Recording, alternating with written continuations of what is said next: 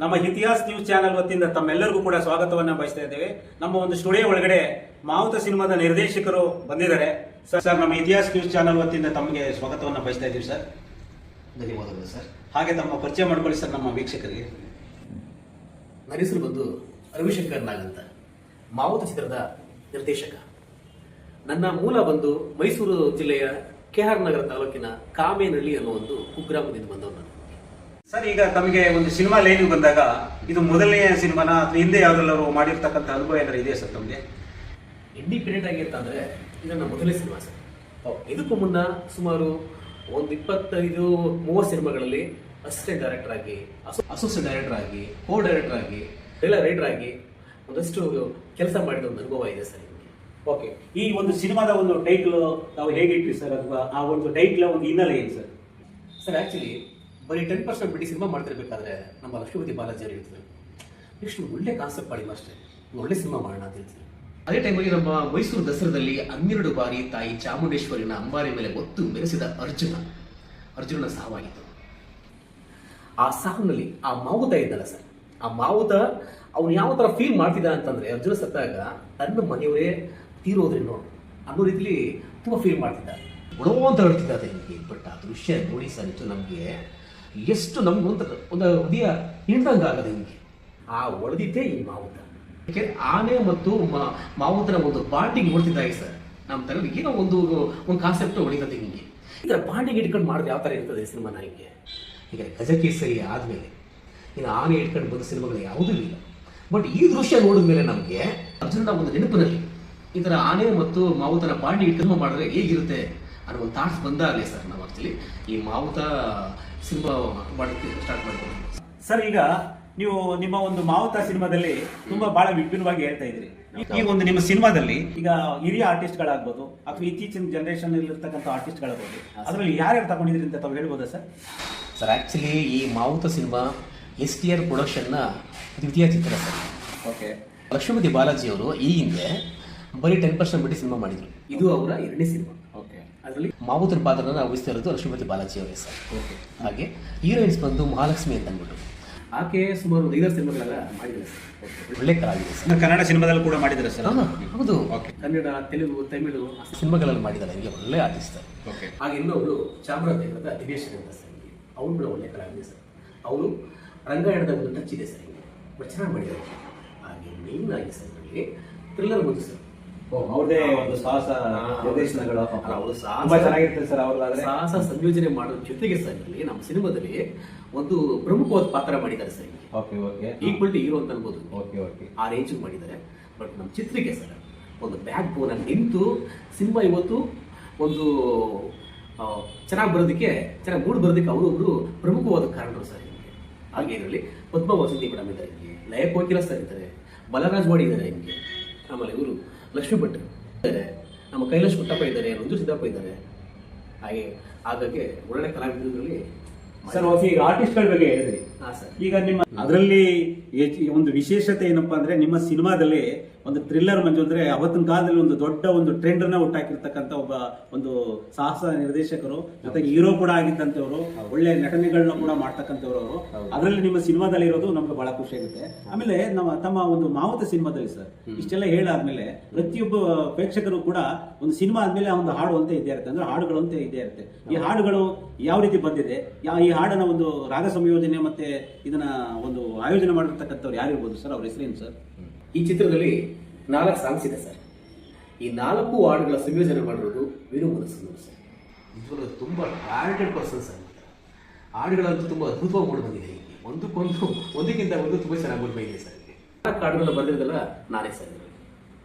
ಈ ಹಾಡು ಬರೆದಿರೋ ಒಂದು ಸಂದರ್ಭ ಹೇಳಿದ್ರೆ ಹೇಳಬೇಕು ಸರ್ ನಮ್ಮ ಮೈಗೆ.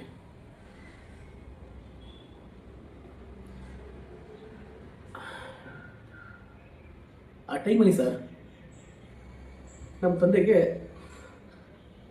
ತುಂಬ ಹುಷಾರಿರಲಿಲ್ಲ, ಅಡ್ಮಿಟ್ ಮಾಡಿರ್ತಾರೆ. ಆ ಸಂದರ್ಭದಲ್ಲಿ ಬರೆದಿರೋ ಹಾಡುಗಳು ಸರ್, ಇವತ್ತು ಹಾಡುಗಳು ತುಂಬ ಚೆನ್ನಾಗಿ ಬಂದಿದೆ. ನಾನು ಬರೆದಿರೋ ಸಾಂಗ್ಗಳಲ್ಲಿ ನಮ್ಮಪ್ಪ ಇಲ್ಲ ಸರ್, ನಮ್ಮಪ್ಪ ತಿರೋಗ್ಬಿಟ್ಟು ಅದಂತೂ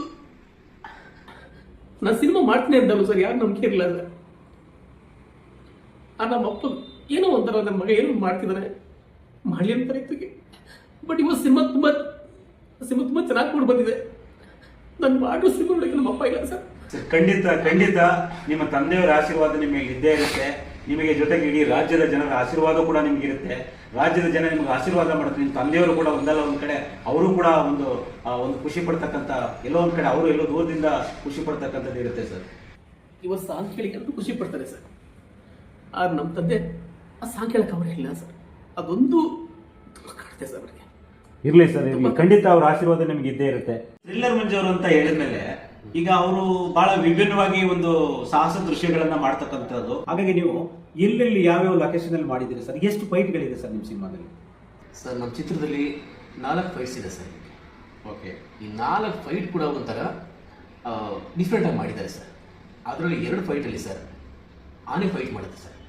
ಆನೆಕರ ಫೈಟ್ ಮಾಡಿಸಿದ್ದಾರೆ. ಬಟ್ ಆನೆ ಯಾವ ರೀತಿ ಮಾಡಿದೆ ಅಂದರೆ ಸರ್ ಆ್ಯಕ್ಚುಲಿ ಸೂಪರ್ ಆಗಿ ಮಾಡಿದೆ ಸರ್. ಲೊಕೇಶನ್ ಎಲ್ಲಿ ಮಾಡಿದಿರಂತ ನೀವು ಸಿನಿಮಾ ಇದಕ್ಕೆ ಒಂದು ಸಾಹಸ ದೃಶ್ಯಗಳನ್ನ ಈ ಮೈಸೂರಿನಲ್ಲೇ ಮಾಡಿದ್ದೀರಾ, ಬೇರೆ ಬೇರೆ ಜಿಲ್ಲೆಗಳಲ್ಲಿ ಮಾಡಿದ್ದೀರಾ ಸರ್? ಇಲ್ಲ ಸರ್, ಆಲ್ಮೋಸ್ಟ್ ಈ ಸಿನಿಮಾ ನಡೆದಿರೋದೆಲ್ಲ ಕಾಡಲ್ಲೇ ಸರ್ ಪೂರ್ತಿ. ಓಕೆ. ಹಾಗಾಗಿ ಪ್ರತಿಯೊಂದು ಫೈಟ್ ಕೂಡ 4 ಫೈಟ್ ಕೂಡ ಎಲ್ಲ ಕಾಡಲ್ಲೇ ಮಾಡಿದ್ದೀವಿ ಸರ್. ಬಟ್ ತುಂಬ ಚೆನ್ನಾಗಿ ಮೂಡ್ ಬಂದಿದೆ ಫ್ರೆಶ್ ಎಲ್ಲ. ಓಕೆ ಸರ್, ಈಗ ನಾನು ಮತ್ತೆ ನಮ್ಮ ಪ್ರೇಕ್ಷಕರೆಲ್ಲ ಕೇಳ್ತಕ್ಕಂಥದ್ದು ಒಂದೇ ಪ್ರಶ್ನೆ ಆಗಿರುತ್ತೆ. ನೀವು ಇದುವರೆಗೂ ಹೇಳ್ಕೊಂಡು ಬಂದಿರೋದು ನಮ್ಗೆ ಬಹಳ ಖುಷಿ ಆಯಿತು. ಈಗ ತಮ್ಮ ಒಂದು ಮಾವತ ಸಿನಿಮಾ ಇಡೀ ರಾಜ್ಯಕ್ಕೆ ಮುಂದೆ ನಮ್ಮ ಪ್ರೇಕ್ಷಕರು ಕೂಡ ನೋಡ್ಬೇಕು ಅಂತ ಒಂದು ಆಸೆ ಇರುತ್ತೆ, ನಿಮ್ಮದು ಒಂದು ಕನಸಿರುತ್ತೆ. ಜೊತೆಗೆ ಈಗ ನೀವು ತಂದೆಯನ್ನ ವಿಚಾರ ಬಂದಾಗ ತುಂಬಾ ಭಾವುಕರಾಗ್ಬಿಟ್ರಿ. ಅವರ ಕನಸು ಕೂಡ ನಿಮ್ಮ ಮೂಲಕ ಈಡೇರ್ಬೋದು. ಅಂದ್ರೆ ನನ್ನ ಮಗ ಎಲ್ಲೋ ಒಂದು ಕಡೆ ಸಿನಿಮಾ ಅಂತ ಒಂದು ಕನಸನ್ನ ಕಟ್ಕೊಂಡು ಇಷ್ಟು ವರ್ಷ ಮನೆಯಿಂದ ಹೊರಗಡೆ ಬಂದಿದ್ದ, ಸಿನಿಮಾ ಏನ್ ಮಾಡ್ತಾನೆ ಅಂತ ಏನೋ ಒಂದು ಕೊರನಲ್ಲಿ ಕೂಡ ಹೋಗ್ಬಿಟ್ರು. ಆದ್ರೆ ಈಗ ಅವ್ರ ಕನಸು ಕೂಡ ಈಡೇರುವಂತ ಸಂದರ್ಭ ಬಂದಿದೆ. ನಿಮ್ಮ ಸಿನಿಮಾ ಯಾವಾಗ ರಿಲೀಸ್ ಆಗುತ್ತೆ ನಮ್ಮ ಪ್ರೇಕ್ಷಕರಿಗೆ ಹೇಳಿ ಸರ್? ನಮ್ಮ ಚಿತ್ರ ಜನವರಿ ತಿಂಗಳಲ್ಲಿ ರಿಲೀಸ್ ಆಗ್ತಾ ಇದೆ. ಆದಷ್ಟು ಬೇಗ ಯಾವ ಡೇಟಲ್ಲಿ ಮಾಡ್ತೀವಿ ಅನ್ನೋದನ್ನ ಅಫಿಷಿಯಲ್ ಆಗಿ ಅನೌನ್ಸ್ ಮಾಡ್ತೀವಿ. ಅಂದ್ರೆ 2026 ಜನವರಿ ತಿಂಗಳಲ್ಲಿ ರಿಲೀಸ್ ಆಗುತ್ತೆ ಸರ್. ಖಂಡಿತ ಸರ್. ಈಗ ಪ್ರತಿಯೊಬ್ಬರು ಕೂಡ ತನ್ನದೇ ಅಂತ ಕನಸುಗಳನ್ನ ಕಟ್ಕೊಂಡು ಸಿನಿಮಾ ಲೈನ್ ಬಂದಿರ್ತಾರೆ. ಅಂದ್ರೆ ಸಿನಿಮಾಕ್ಕೆ ಬಂದ್ಬಿಟ್ಟು ಎಷ್ಟೋ ಜನ ದುಡ್ಡನ್ನ ಕಳ್ಕೊಂಡಿದ್ದಾರೆ, ತಮ್ಮ ಆಸೆಗಳನ್ನ ಕಳ್ಕೊಂಡಿದ್ದಾರೆ, ತಮ್ಮ ಆಸೆಗಳಿಂದ ನಿರಾಸೆಯಾಗಿ ಮನೆಗೆ ಹೋಗಿ ತಲುಪ್ಕೊಂಡಿದ್ದಾರೆ. ಇವತ್ತಿನ ದಿನದಲ್ಲಿ ಎಷ್ಟೋ ಥಿಯೇಟರ್ಗಳು ಇಡೀ ರಾಜ್ಯದಲ್ಲಿ ನಿಮಗೆ ಗೊತ್ತಿರತಕ್ಕಂಥ ಎಷ್ಟೋ ಥಿಯೇಟರ್ಗಳು ಕೂಡ ಈಗಿಲ್ಲ. ಈಗೆಲ್ಲ ಒಂದು ಸಾಮಾನ್ಯವಾಗಿ ಎಲ್ಲ ಮೊಬೈಲ್ಗಳೆಲ್ಲ ಬಂದಿರೋದ್ರಿಂದ ಮೊಬೈಲಲ್ಲೆಲ್ಲ ಸಿನಿಮಾಗಳು ನೋಡುವಂತ ಸಂದರ್ಭ ಆಗ್ಬಿಟ್ಟಿದೆ. ಆದ್ರೆ ಇವತ್ತು ರಾಜ್ಯದ ಜನತೆ ನಿಮ್ಮ ಮಾವುತ ಸಿನಿಮಾವನ್ನ ನೋಡ್ಲಿಕ್ಕೆ ಅಂತ ಒಂದು ಕಂಟೆಂಟ್ ಏನ್ ಇಟ್ಟಿದ್ರಿ ಸರ್ ತಾವು? Good question sir. ಆಕ್ಚುಲಿ ಮಾವುತ ಚಿತ್ರನ ಪ್ರೇಕ್ಷಕರು ಏನಕ್ಕೆ ನೋಡಬೇಕು ಅಂತ ಹೇಳಿದ್ರೆ ಅಂತ ಸರ್, ಈ ಚಿತ್ರದಲ್ಲಿ ಒಂದು ಒಳ್ಳೆ ಸಂದೇಶ ಕೊಟ್ಟಿದ್ದೀವಿ ಸರ್. ಕಾಡಿದ್ರೆ ಹಸಿರು, ಹಸಿರಿದ್ರೆ ಉಸಿರು, ಉಸಿರಿದ್ರೆ ಜೀವನ. ಕಾಡನ್ನ ಬೆಳೆಸಿ, ಕಾಡನ್ನ ಉಳಿಸಿ ಅನ್ನೋ ಸಂದೇಶ ಇಟ್ಕೊಂಡು ಮಾಡಿದ್ದೀವಿ ಸರ್. ಹಾಗೆ ಈ ಕಾಡಿನ ನಡುವೆ ಒಂದು ಬುಡಕಟ್ಟು ಜನಾಂಗ ಇದೆ. ಆ ಜನಾಂಗದವರ ಸಂಪ್ರದಾಯಗಳು, ಆಚಾರ ವಿಚಾರಗಳು ಅದನ್ನು ತೋರಿಸಿದ್ದೀವಿ ಸರ್. ಹಾಗೆ ಈ ಕಾಡಿನ ಜನರಿಗೂ ಆ ಕಾಡಿಗೂ ಇರೋ ಒಂದು ನಂಟು ಹೇಗಿದೆ, ಆ ಕಾಡಿನ ಜನರು ಕಾಡನ್ನ ಯಾವ ಥರ ರಕ್ಷಣೆ ಮಾಡ್ಕೋತಾರೆ ಅನ್ನೋ ತೋರಿಸಿದ್ದೀವಿ ಸರ್. ಇನ್ನೊಂದು ಏನಪ್ಪ ಅಂದರೆ ನಮ್ಮ ಆನೆ ಹಾಗೂ ಮಾವುತ ಇರೋ ಒಂದು ಬಾಂಡಿಂಗ್ಸ್ ತೋರಿಸಿದ್ದೀವಿ, ಬಾಂಧವ್ಯ ತೋರಿಸಿದ್ದೀವಿ. ಹಾಗೆ ಈ ಕಾಡನ್ನು ರಕ್ಷಣೆ ಮಾಡೋ ಕಾರ್ಯದಲ್ಲಿ ಈ ಮಾವುತ ಹಾಗೂ ಆನೆಯ ಪಾತ್ರ ಏನು ಅನ್ನೋದು ತೋರಿಸಿದ್ದೀವಿ. ಇನ್ನೊಂದು ಸರ್, ಸಾಮಾನ್ಯವಾಗಿ ಒಬ್ಬ ಆರ್ಟಿಸ್ಟ್ ಇಟ್ಕೊಂಡು ಆ್ಯಕ್ಟ್ ಮಾಡಿಸೋದು ಬೇರೆ, ಆನೆ ಇಟ್ಕೊಂಡು ಆನೆಕಲ್ ಆ್ಯಕ್ಟ್ ಮಾಡಿಸೋದು ಬೇರೆ. ನಿಜವಾಗ್ಲೂ ಎಷ್ಟು ಸೂಪರ್ ಆ್ಯಕ್ಟ್ ಮಾಡಿದೆ ಅಂತಂದ್ರೆ ನಿಮಗೆ ಎಷ್ಟು ವರ್ಷದ ಆನೆ ಸಿನಿಮಾ ನೋಡಿ ಸರ್. ಎಷ್ಟು ವರ್ಷದ ಆನೆ ಇರ್ಬೋದು ಸರ್? ಅದು ಸುಮಾರು ಒಂದು 35 ವರ್ಷ ಆಗಿತ್ತು. ಅಂದ್ರೆ ಆನೆಲ್ಗೆ ಒಂದು ವಿಭಿನ್ನವಾಗಿ ಆಕ್ಟಿಂಗ್ ಮಾಡ್ಸಿದ್ರೆ ಒಂದು ಪ್ರಮುಖವಾದ ಆಕರ್ಷಣೆ ಈ ಸಾಕು ಆನೆ. ಸರ್ ಓಕೆ, ಇಷ್ಟೊತ್ತು ನಮ್ಮ ಒಂದು ಸ್ಟುಡಿಯೋ ಒಳಗಡೆ ತಮ್ಮ ಒಂದು ಸಿನಿಮಾ ಬಗ್ಗೆ ಹೇಳಿದಿರಿ. ನಮ್ಮ ವೀಕ್ಷಕರು ಕೂಡ ನಿಮ್ಮ ಒಂದು ಸಿನಿಮಾವನ್ನು ಒಂದು ಯಶಸ್ವಿ ಆಗಲಿ ಅಂತೇಳಿ ಹಾರೈಸಲಿ, ನಾವು ಕೂಡ ಹಾರೈಸ್ತೀವಿ ಅಂತೇಳಿ ತಮಗೆ ನಮಸ್ಕರಿಸ್ತೀವಿ ಸರ್. ಧನ್ಯವಾದಗಳು.